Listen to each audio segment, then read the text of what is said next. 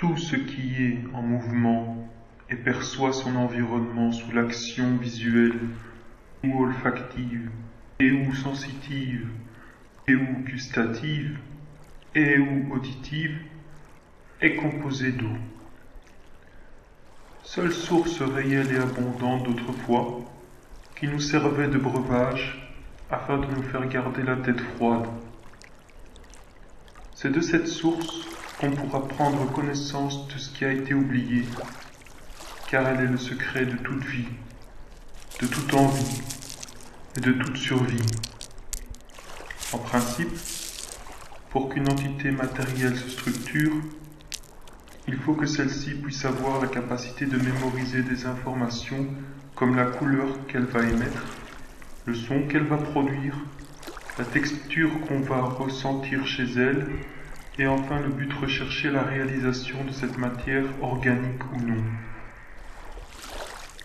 Tout ceci part d'une intuition, un feu solaire, possédant lui-même un spectre électromagnétique, d'un vaste panel de fréquences, capable de faire tourner notre système planétaire et de donner vie au mouvement des astres comme les étoiles de notre galaxie.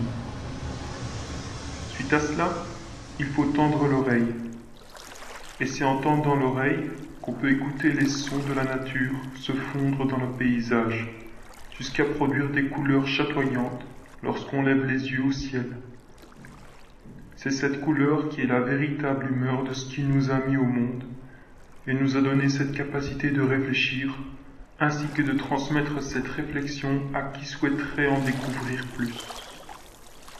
De cette couleur partira alors soit la désolation, soit la plénitude, dans le sens où c'est la couleur qui forme la matière. Plus la couleur est dense, plus la sensation de toucher quelque chose apparaît. L'esprit de l'humain ne peut toutefois pas toucher n'importe quoi, et ne touchera une matière que si l'odeur de ce qu'il regarde lui fera se lécher les babines.